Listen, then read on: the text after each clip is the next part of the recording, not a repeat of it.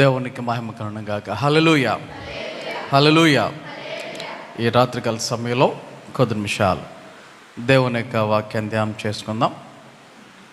మరి మనం అందరూ యేసయ్య చనిపోవటానికి సిద్ధపడినటువంటి వారం, దీనినే హోలీ వీక్ లేక తెలుగులో పరిశుద్ధ వారము అని అంటారు. మరి ఈ పరిశుద్ధ వారంలో మనము మొదటి దినము సోమవారం మరి యేసయ్య భూమి మీద ఉన్నప్పుడు జరిగినటువంటి కొన్ని సంఘటనలు, ఆయన చేసినటువంటి కొన్ని పనులు ఈరోజు మనం ధ్యానం చేయబోతూ ఉన్నాం. మరి నేను పరిచర్యలోకి వచ్చిన సంవత్సరం నుండి, అంటే 2003లో మా డాడీ చనిపోయిన తర్వాత అప్పటి నుండి మనం ప్రతి సంవత్సరం ఈ హోలీ వీక్స్లో దేవుని యొక్క వాక్యాలు వింటూనే వస్తూ ఉన్నాం. ప్రతిసారి కూడా ఆ వారంలో జరిగినటువంటి విషయాలను మరి తెలియచేస్తూ వస్తూ ఉన్నాను. అయితే మరి ఇంచుమించు 22 సంవత్సరాలు దాటిపోయినా ప్రతి సంవత్సరం ఆ యొక్క విషయాలే మనం ధ్యానం చేస్తూ ఉన్నా, ప్రతి సంవత్సరం దేవుడు ఏదో ఒక రీతిగా ఆయన మనతో కొన్ని క్రొత్త విషయాలు మాట్లాడుతూ వస్తూ ఉన్నారు. మరి ఈరోజు కూడా దేవుడు తన యొక్క వాక్యం ద్వారా ఏమైతే మాట్లాడినవి ఉన్నారో వాటిని మనం శ్రద్ధగా కొద్ది నిమిషాలు ధ్యానం చేద్దాం.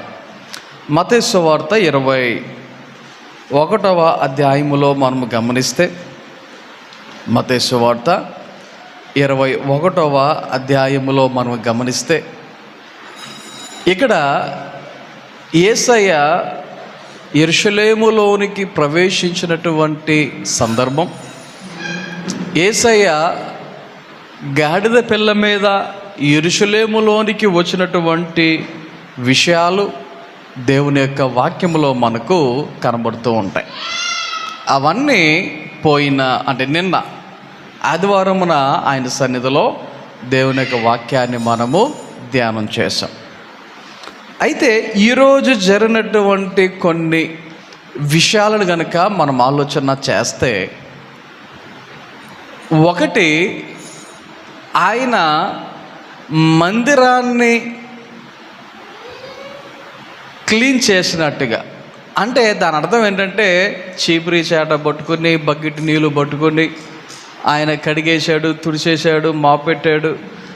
అలా కాకుండా మందిరములో జరుగుతున్నటువంటి కొన్ని పనులు ఏవైతే దేవునికి వ్యతిరేకంగా ఉన్నాయో, ఏవైతే దేవునికి ఉద్దేశానికి వ్యతిరేకంగా ఉన్నాయో వాటిని బట్టి ఆయన కోపపడినట్లుగా, వాటిని బట్టి ఆయన మరి కోపపడి వాటినన్నిటినీ చల్లాచెదురు చేసి ఇది మందిరంలా ఉండాలి అని చెప్పినట్లుగా దేవుని యొక్క వాక్యములో మనకి కొన్ని విషయాలు ఈ యొక్క అధ్యాయంలో మనం చదువుకుంటూ వెళ్తే ఈ విషయాలన్నీ మనకు అక్కడ కనబడుతూ ఉంటాయి. వాక్యములో 12వ వచనంలో చూస్తే, దేవాలయములో ప్రవేశించి క్రయ విక్రయములు చేయువారిని అందరినీ వెళ్ళగొట్టి, రోకలు మార్చివారి బలలను, గొవ్వలమ్మవారి పీఠములను పడద్రోసి, నా మందిరము ప్రార్థనా మందిరం అనబడును అని వ్రాయబడి ఉన్నది. అయితే మీరు దానిని దొంగల గుహగా చేసేడివారనేను. దేవుని మందిరాన్ని మందిరంలాగా ఉంచకుండా ఏం జరుగుతుందంట? క్రయ విక్రయములు జరుగుతూ ఉన్నాయి. మందిరములు ఏం జరుగుతున్నాయి? క్రయ విక్రయములు జరుగుతూ ఉన్నాయి. అంటే దీని అర్థం ఏంటి? మందిరములో కొనేవారు కనబడుతున్నారు, అమ్మేవారు కనబడుతున్నారు. అంటే వ్యాపారం కనబడుతూ ఉంది. మందిరంలో ఏముంది? వ్యాపారం అనేది కనబడుతూ ఉంది. సో దేవుడికి ఈ యొక్క వ్యాపారం జరగటం ఇష్టం లేదు. ఎక్కడ జరగటం ఇష్టం లేదు? వ్యాపారం చేయటం ఇష్టం లేదని కాదు, వ్యాపారం చేయటం ఇష్టం లేదు అని దేవునికి ఉద్దేశం కాదు.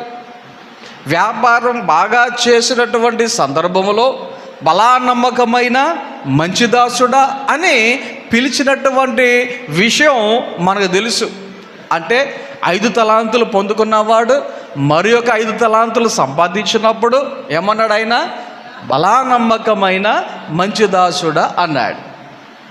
2 తలాంతులు తీసుకున్నవాడు మరొక 2 తలాంతులు సంపాదించినప్పుడు బలా నమ్మకమైన దాసుడా అన్నాడు. సో వ్యాపారము చేయటం ఆయనకి ఇష్టం లేదు అని కాదు. కాకపోతే ఇక్కడ మనం గమనించవలసింది, గ్రహించవలసింది ఏంటంటే ఆయన మందిరములో జరగడం ఆయనకి ఇష్టం లేదు. ఎక్కడ? దేవుని మందిరములో జరగటం ఆయనకి ఇష్టం లేదు. ఆయన మందిరములో ఎప్పుడు చూసినా ఏముండాలి? ఉంటే ఆరాధన, స్తుతి ఆరాధన ఉండాలి, లేకపోతే ప్రార్థన ఉండాలి, లేకపోతే వాక్యానికి సంబంధించినటువంటి ధ్యానించడం ఉండాలి. అంతే. ఇవి కాకుండా దానికి మించి ఏం చేస్తారంట? క్రయ విక్రయములు చేయుచున్నటువంటి వారు ఎక్కువైపోయారు. సో దానిని యేసయ్య ఖండించినట్లుగా, దానిని యేసయ్య అక్కడి నుండి మరి వెళ్ళిపోయేటట్లుగా చేసినట్లుగా వాక్యములో మనము చదువుతూ ఉన్నాం. ఈ యొక్క విషయాలను కనుక మనం ఆలోచన చేస్తే నా మందిరము ప్రార్థనా మందిరము అనబడను. ప్రార్థనలు జరగాలి. ఇక్కడ ఏం జరగాలి? ప్రార్థనలు జరగాలి. ప్రార్థనలు జరగటం మానేసి వ్యాపారం జరగటం ఆయన తట్టుకోలేకపోయాడు. ప్రార్థన జరగటం మానేసి అక్కడ క్రయ విక్రయములు జరగటం ఆయన తట్టుకోలేకపోయాడు. ఆలోచన చేయండి. ఇది మరి ఈరోజు జరిగినటువంటి వాటిల్లో ఒకటిగా మనము చెప్పుకోవచ్చు. ఆ తర్వాత ఇది మనం అర్థం చేసుకోవాలంటే కొద్దిగా టైం కూడా మనము గమనించాలి. మనకు ఒక రోజు నుంచి మరొక రోజు మారటానికి ఎక్కడ మారుతుంది టైం? మనకి ఏ టైంకి మారుతుంది? నెక్స్ట్ డే ఏ టైంకి మారుతుంది? మనకి అర్ధరాత్రి 12 గంటలకు మనకి రోజు మారుతుంది. టైము మరి వేరే రోజుకి క్యాలెండర్ డేట్ మారుతుంది. మరి ఆ రోజుల్లో ఏ టైంకి మారేదో తెలుసా? సాయంత్రం 6 గంటలకి. ఎప్పుడు? సాయంత్రం 6 గంటలు. 6 దాటింది అంటే వాళ్ళ దృష్టిలో ఏంటది? నెక్స్ట్ డే, తర్వాత రోజు. కాబట్టి ఈ విషయాలను మనం ఒకసారి అర్థం చేసుకుంటే ఏమండి అదేంటి అర్ధరాత్రి 12 అవ్వలేదు కదా, ఇది తర్వాత రోజు అని మనం ఎలా అనుకోవాలి అనేటువంటి డౌట్ రావచ్చు. సో అక్కడ ఆ కాలంలో డేట్ అనేది ఎప్పుడు మారేది అంటే సాయంత్రం 6 గంటలకి. ఓకే. తర్వాత ఇలాగున జరిగింది. ఇది జరిగిన తర్వాత ఇంకా ఏం జరిగింది అంటే గుడ్డివారును కుంటివారును దేవాలయములో ఆయన యొద్దకు రాగా ఆయన వారిని స్వస్థపరిచెను. ఏం జరిగింది? యేసయ్య దేవాలయంలో ఉన్నాడు అనేటువంటి విషయం అనేక మంది తెలుసుకొని ఆయన దగ్గరికి ఎవరిని తీసుకొచ్చారంట? కుంటివారిని తీసుకొచ్చారు, గుడ్డివారిని తీసుకొచ్చారు. ఎవరిని తీసుకొచ్చినా ఎవరిని కాదనకుండా ఆయన ఏం చేశారంట? అక్కడ ఆ రోజు వారిని స్వస్థపరిచెను అని దేవుని యొక్క వాక్యములో మనం ఇక్కడ చదువుతూ ఉన్నాం.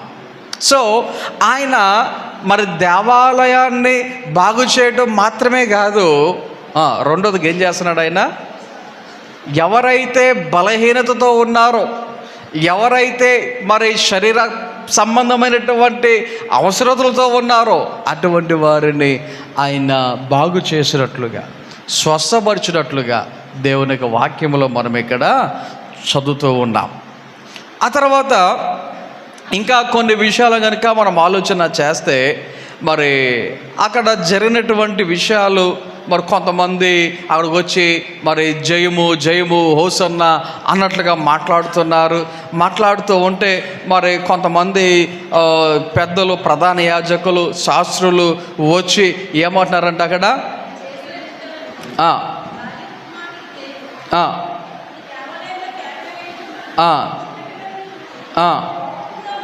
చూడండి, కోపముతో మండిపడి వీళ్ళు చేస్తున్నది ఏంటంట? కేకలంట. వీళ్ళు ఏం చేస్తున్నారని చెప్పేసి ఈ ప్రధాన యాజకులు అంటూ ఉన్నారు, కేకలు వేస్తున్నారు అంటున్నారు. కానీ వాళ్ళు చెప్పేదేంటి? దావీదు కుమారునికి జయం, హోసన్నా, ఇలా మాట్లాడుతూ ఉంటే ఈ ప్రధాన యాజకులు చేయమంటూ ఉన్నారు, కేకలేస్తున్నారేంటి? కొన్నిసార్లు మనం స్తుతి ఆరాధన చేస్తూ ఉంటే కొంతమంది అన్యులకు అర్థం కాదు. ఏంటి వీళ్ళు పిచ్చి పట్టింది ఏంటి, ఎలా కేకలేస్తున్నారు, ఎలా అరుస్తున్నారు అనుకుంటూ ఉంటారు. కారణం ఏంటంటే అది వారికి అర్థం కాదు. ప్రధాన యాజకులు కూడా అర్థం కావట్లా. వాళ్ళు కూడా ఏమంటున్నారు, ఏంటి పిల్లలు కేకలు వేస్తున్నారు అని అంటూ ఉంటే యేసయ్య వారికి చెప్తున్న మాట, బాలుర యొక్కయు చంటి పిల్లల యొక్క నోట స్తోత్రము సిద్ధింపజేసి తనని మాట మీరు అన్నాడనో చదవలేదా అని వారితో చెప్పి వారిని విడిచి పట్టణం నుండి బయలుదేరి బేతనియాకి వెళ్ళి అక్కడ బస చేశాను. ఓకే, ఇప్పుడు నైట్ పడుకునేటువంటి సమయం. బస చేశాను అంటే అర్థం ఏంటి? విశ్రాంతి పొందాను. బస చేశాను అంటే దాని అర్థం ఏంటి? విశ్రాంతి పొందాను అని చెప్తున్నాం కదా. ఎక్కడ బస చేశారంట ఆయన? బేతనియాలు ఎవరుంటారు? ఏమంటే ఆ ఊర్లో ఎవరు ఉంటారు మాకేం తెలుసు, లేదా ఆ ఊర్లో ఎవరు ఉంటారు మనుషులు ఉంటారు, ఈ కాదు. బేతనియాలో ఒక ఫ్యామిలీ ఉన్నారు. ఎవరు వాళ్ళు? మార్తా, మరియా, లాజరు అనేటువంటి ఒక ఫ్యామిలీ ఉండటం మనకు తెలుసు.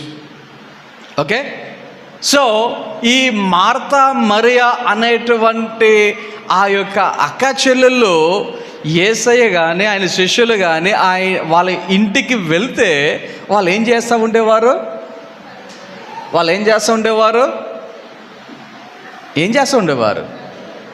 మామూలుగా వారికి పెట్టడం కాదు, తినటానికి. అవునా? మనందరికీ తెలుసు. ఒకసారి యేసయ్యను ఆయన శిష్యులను అక్కడికి వెళ్ళినప్పుడు మార్తా యేసయ్య దగ్గరికి వచ్చి ఒక మాట అంటది, నేను ఎంత పని చేస్తూ అలసిపోయి కష్టపడి ఇలాగ చేస్తుంటే నా సహోదరు చూడు ఏ పని పాట లేకుండా నీ కాలు దగ్గర కూర్చుంది అన్నట్లుగా యేసయ్య దగ్గరికే వచ్చి యేసయ్యకే కంప్లైంట్ చేసినటువంటి పరిస్థితి మనందరికీ తెలుసు. సో ఈ మార్తా, మరియా అనేటువంటి వారు యేసయ్యను బహుగా ప్రేమించేటువంటి వారిలో ఒకరు. రెండవది, వారు మరి యేసయ్యకు ఎప్పుడు వెళ్ళినా ఏం చేస్తూ ఉండేవారు? ఖచ్చితంగా మంచిగా కడుపు నిండా తృప్తిగా భోజనం పెట్టేటువంటి విషయంలో వెనకడుగు వేయనటువంటి వారు అనేటువంటిది కూడా మనం ఇక్కడ గమనించాలి. ఎందుకు గమనించాలో మీకు తర్వాత చెప్తా. రైట్. తర్వాత యేసయ్యకు ఉన్నటువంటి అలవాటు, ఆయన రాత్రులు సహజంగా ఏం చేస్తూ ఉండేవాడు? ప్రార్థన చేస్తూ ఉండేటువంటి వారు. మిగతా ఒకవేళ శిష్యులందరూ పొడుగుని ఉండొచ్చు, ఒకవేళ శిష్యులందరూ విశ్రాంతి పొందుకొని ఉండొచ్చు, ఒకవేళ శిష్యులందరూ మంచి నిద్రపోయి ఉండొచ్చు. కానీ యేసయ్య విషయంలోకి వచ్చేసరికి ఆయన జనరల్గా ఎక్కువ శాతం రాత్రులు ఏం చేస్తూ ఉండేవాడు? ఆయన ప్రార్థనలు చేస్తూ ఉండేవాడు, ప్రార్థన చేసుకుంటూ ఉండేవాడు. రైట్. ఇప్పుడు మీకు ఒక విషయం చెప్తాను, జనరల్గా మీరు ఆలోచన చేయండి. రాత్రులు మనం తినే టైం 8-9 మధ్యలో భోజనం చేస్తాం. ఎప్పుడు పడుకుంటాం? 11-12 లోపల పడుకోవటం అనేది జరుగుద్ది. ఈ 8-9 గంటలకి తిన్న వాళ్ళకి కొంతమంది 11 గంటలకే పడుకునే ముందు ఏమంటారు తెలుసా? అయ్యి బాబోయ్ ఆకలేసేస్తుంది అప్పుడే అనుకుంటారు. అనుకోరా? 8 గంటలకి కడుపు నిండా దేని 11 గంటలకి ఏమనుకుంటారు? అప్పుడే ఆకలేసేస్తుంది అనుకుంటారు. ఒకవేళ ఎక్కువ టైం మెలకుగా ఉంటే 8 గంటలకి భోజనం చేసేసి 12-1 గంట అయినా సరే మెలకుగా ఉంటే అప్పుడు 1 గంటకి ఏమవుతుంది? ఖచ్చితంగా ఆకలి అనేది వేయటం సహజం. కారణం ఏంటంటే మనం తిన్న తిండి 3 గంటలు పడుతుంది అరగడానికి.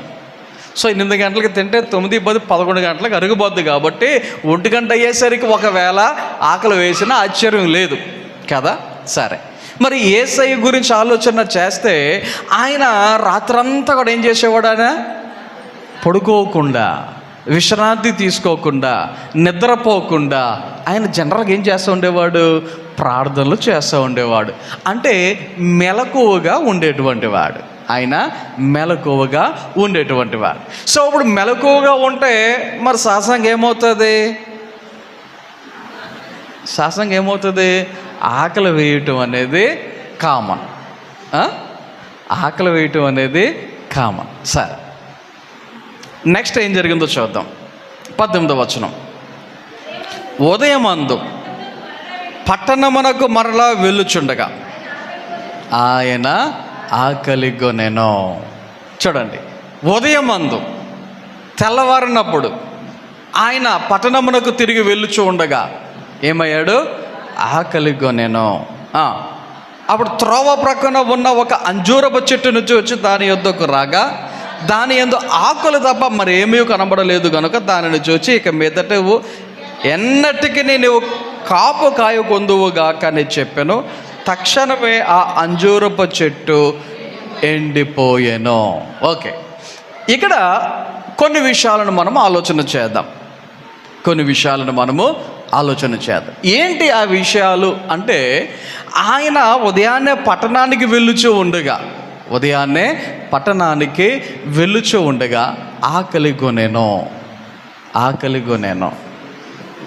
ఇక్కడ ఒక విషయాన్ని మనం గమనించాలి. అదేంటంటే ఈయన 100% 100% మానవునిగా ఉన్నాడు అనటానికి ఇది ఒక రుజువు.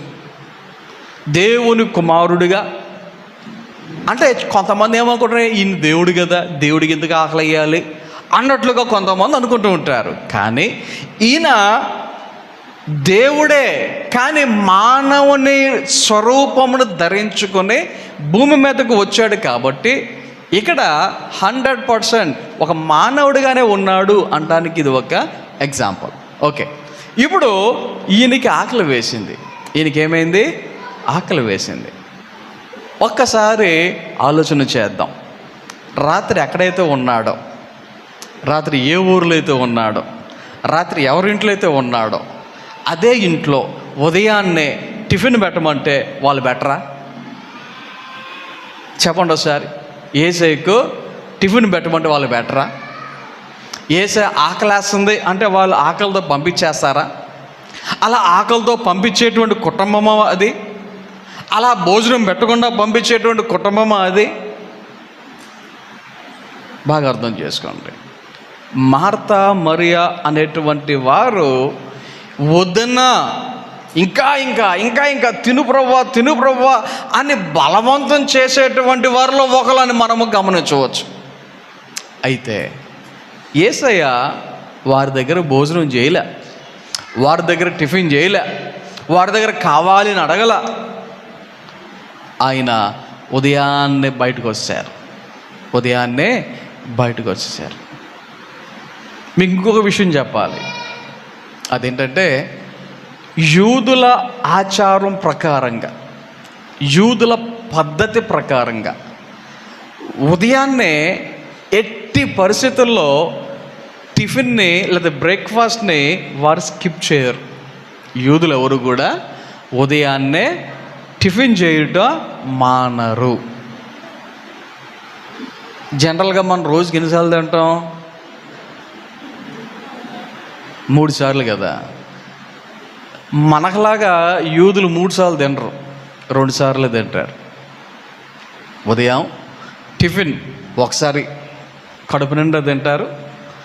రెండవది సప్పర్ అంటారు, అది సాయంత్రం 5, 6 ఆ టైంకి కడుపు నిండా తింటారు.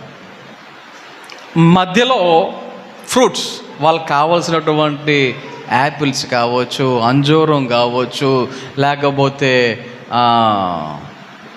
ఖర్జూరం కావచ్చు, దానిమ్మలు కావచ్చు, వాళ్ళకి మామూలుగా కాదు పంట పండేది.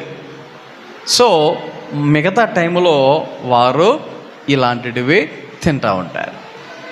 గమనించండి. సో ఆ ప్రకారంగా చూసిన యేసయ్య ఆ ఇంట్లో భోజనం చేయాలి అంటే, ఉదయాన్నే టిఫిన్ చేయాలి అంటే చేయటానికి అవకాశం ఉంది. కానీ అక్కడ కూడా ఆయన టిఫిన్ చేయకుండా బయటకు వచ్చాడు. సో ఇక్కడ మనం గమనించవలసినటువంటి విషయం ఏంటంటే, ఉదయమున యేసయ్య ఏం చేస్తున్నారంటే, ఏదైనా దొరుకుతుందా అని చెట్టు వైపు చూస్తూ ఉన్నాడు. ఉదయాన్నే ఏమైనా దొరుకుతుందా అని ఆయన చెట్టు వైపు చూస్తూ ఉన్నట్లుగా వాక్యంలో మనం ఇక్కడ చదువుతూ ఉన్నాం. కొన్ని విషయాలను మనం ఆలోచన చేద్దాం. దేవుని యొక్క వాక్యంలో నుంచి ప్రకటన గ్రంథము 22వ అధ్యాయము 16వ వచనం చదవండి ఒకసారి. 22వ అధ్యాయము 16వ వచనం. సంఘముల కోసరము ఈ సంగతులను గురించి మీకు సాక్ష్యం ఇచ్చుటకు యేసు అను నేను నా దూతను పంపి ఉన్నాను. నేను దావీదు వేరు చిగురును సంతానమును, చూడండి, ప్రకాశమానమైన వేకువ చుక్కనై ఉన్నాను. ఏమంటున్నాడు ఆయన? ప్రకాశమానమైన వేకువ చుక్కనై ఉన్నాను. అలాగే పేతురు రాసినటువంటి 2వ పత్రిక 1వ అధ్యాయము 19వ వచనం చదువుదాం. చూడండి.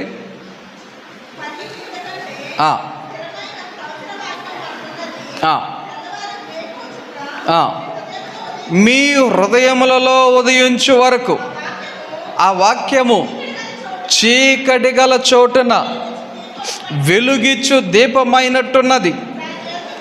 దాని యందు మీరు లక్ష్యముంచిన ఎడల మీకు మేలు. చూడండి, ఈ యొక్క వచనాలను కనుక మనం ఆలోచన చేస్తే, ఈ యొక్క వచనాలలో మనకు కనబడుతున్నటువంటి ఒక మాట ఏంటంటే, తెల్లవారి వేకువ చుక్క మీ హృదయములలో ఏమవ్వాలి? ఉదయించు వరకు. ఇప్పుడు తెల్లవారు వేకువ చుక్క అంటే, తెల్లవారు వేకువ చుక్క అంటే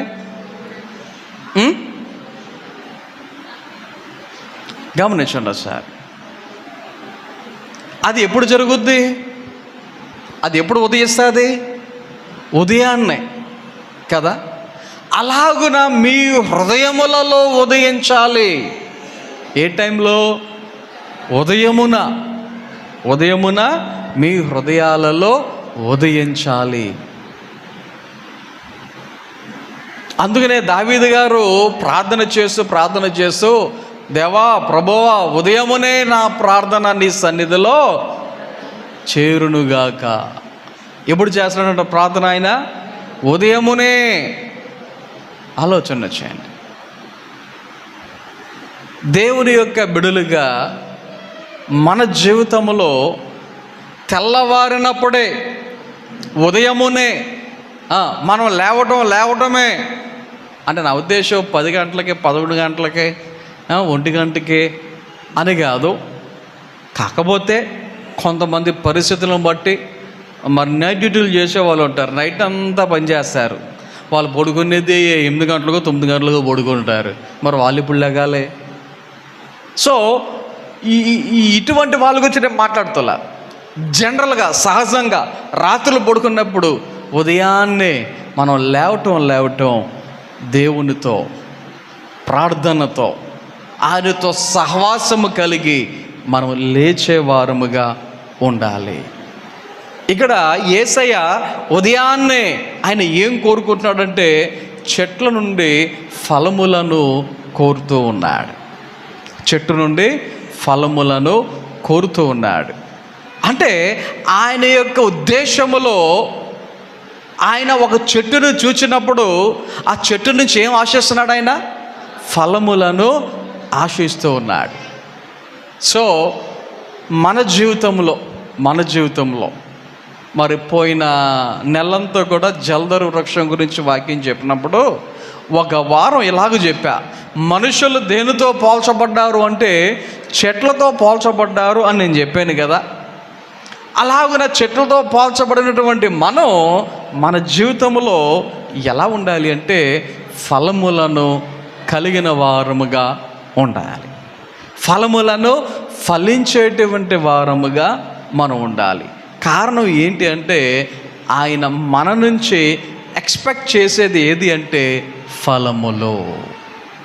ఆయన మన నుంచి కోరుకునేది ఏది అంటే ఫలములు. ఆలోచన చేయండి. ఆయన తినాలి అనుకుంటే ఎక్కడ తినొచ్చు? బేతనీయలోనే తినొచ్చు. ఆయన తినాలనుకుంటే ఎవరింట్లో తినొచ్చు? మార్తా మరియ ఇంట్లోనే తినొచ్చు. కానీ అక్కడ కాదు. ఆయన ఎక్కడికి వచ్చాడు? ఆయన ఉదయాన్నే బయటకు వచ్చాడు. బయటకు వచ్చి ఎవరిని చూస్తున్నాడు? చెట్లను చూస్తున్నాడు. చెట్లు అంటే ఎవరు సాదృశ్యం అని చెప్తున్నాను? మనుషులు. అంటే మనకే సాదృశ్యం. మనల్ని చూడటం అంటే ఏదో అరే వీడు భలే ఉన్నాడు, వీళ్ళ డ్రెస్ బాగుంది, వీళ్ళ రంగు బాగుంది, వీళ్ళు ఎత్తు బాగుంది, వీళ్ళ లావు బాగుంది, అది కాదు ఆయన చూసేది. ఆయన మనల్ని చూసినప్పుడు మనలో ఏం కావాలని ఆయన కోరుకుంటున్నాడంటే మనలో ఫలములను కోరుకుంటూ ఉన్నాడు. మరి రాత్రికాల సమయంలో దేవుని కొరకు ఎలా ఫలిస్తున్నాం? ఆయన ఎక్స్పెక్ట్ చేస్తున్నటువంటి, ఆయన కోరుకుంటున్నటువంటి, ఆయన ఎదురు చూస్తున్నటువంటి ఫలాలు, ఆయన ఆశించిన ఫలాలు మనలో ఉంటున్నాయా లేదా? ఎందుకంటే మరి కాని ఫలాలు కూడా ఉంటాయి. ఆయన కోరుకొని ఫలాలు కూడా ఉండొచ్చు. ఆయన ఇష్టపడిన ఫలాలు ఉండొచ్చు. అవి ఉండడం వల్ల ప్రయోజనం లేదు, వాటి వలన ప్రయోజనం లేదు. కానీ ఆయన ఆశపడుతున్న ఫలాలు, ఆయన కోరుతున్న ఫలాలు మన జీవితంలో ఉన్నాయా లేదా మనం ఒకసారి పరిశీలన చేసుకుందాం. మరి ఈ యొక్క రోజున యేసయ్య భూమి మీద ఉన్నప్పుడు ఒకటి దేవాలయాన్ని బాగు చేశాడు. అలాగే కొంతమంది బలహీనతతో ఉన్నటువంటి వారిని ఆయన బాగు చేశాడు. ఆ తర్వాత ఈ ఫలములు లేనటువంటి చెట్టును చూచి ఆయన చాలా అంటే చాలా కోపపడి ఆ చెట్టునే ఏం చేశాడు? ఆయన శపించినట్లుగా. మనందరికీ తెలుసు, ఫలములు ఫలింపని ప్రతి చెట్టు ఏమైపోద్ది? నరకబడి అగ్నిగుండములో వేయబడతాది అనేటువంటి విషయం మనందరికీ తెలుసు కదా. సో ఫలాలను ఆయన ఎదురు చూస్తున్నాడు, ఫలాల కొరకు. కాబట్టి మరి ఆయన ఈ భూమి మీద ఉన్నప్పుడు జరిగినటువంటి సంఘటనలు ఇవి. వీటి నుంచి కొన్ని విషయాలు మనము నేర్చుకుని మన జీవితంలో మరి మన ఇష్టానుసారమైనటువంటి జీవితముగా కాక, మనం అనుకున్న ఫలాలు కాక, దేవుడు కోరుకుంటున్న, దేవుడు ఎదురు చూస్తున్న ఫలాలను మనం ఫలించి ఆయనను మహిమపరుద్దాం. కొద్ది మాటలు దేవుడు మన వెనుకిడిలో ఫలింపచేసి నడిపించును గాక. ఆమేన్. ప్రార్థన చేసుకుందాం. అందరూ కూడా తలలు వంచండి, కళ్ళు మూసుకోనండి. ప్రార్థన. మహోన్నతుడా, గొప్ప దేవా, నీ ఘనమైన నామమునకు వందనాలు, స్తోత్రాలు తండ్రి. ఈ రాత్రికాల సమయంలో నీ సన్నిధికి నడిపించినటువంటి విధానాన్ని బట్టి వందనాలు, స్తోత్రాలు తెలియజేసుకుంటూ ఉన్నాం. వచ్చిన ప్రతి ఒక్కరిని బట్టి వందనాలు దేవా. నీ సన్నిధిలో పాటల ద్వారా నేను స్తుతించటానికి, నీ వాక్యాన్ని ధ్యానించడానికి ఇచ్చిన అవకాశాన్ని బట్టి వందనాలు, స్తోత్రాలు తెలియజేసుకుంటూ ఉన్నాం. దేవా, విన్నటువంటి వాక్యాన్ని బట్టి నీ బిడ్డలమైన మేమందరం దేవా, మా యొక్క జీవితంలో మీరు ఏ ఫలములు అయితే మీరు ఆశిస్తూ ఉన్నారో అటువంటి ఫలములను మేము ఫలించినట్లుగా, అటువంటి ఫలములను మేము ఫలించి నేను మహిమపరిచినట్లుగా దేవా, అట్టి జీవితాన్ని మేము జీవించినట్లుగా సహాయం చేయమని ప్రార్థన చేయించు ఉన్నాం. అలాగే నీ మందిరము దేవా, అది ప్రార్థనా మందిరముగా ఉండులాగున దేవా, నీ మందిరములో దేవా నీకు అనుకూలమైనటువంటి క్రియలు జరుగులాగున అట్టి రీతిగా మేము నడవటానికి, జీవించడానికి సహాయం చేయమని ప్రార్థన చేయించు ఉన్నాం. మరి ముఖ్యముగా దేవా, ఈ రాత్రికాల సమయంలో నీ సన్నిధిలో నన్ను బిడ్డలందరూ బట్టి వందనాలు. విన్న వాక్యాన్ని ప్రతి ఒక్కరు వారి హృదయాలలో భద్రపరుచుకొని వాక్యానుసారముగా జీవించడానికి సహాయం దయచేసి నీ మేలులతో నింపమానే.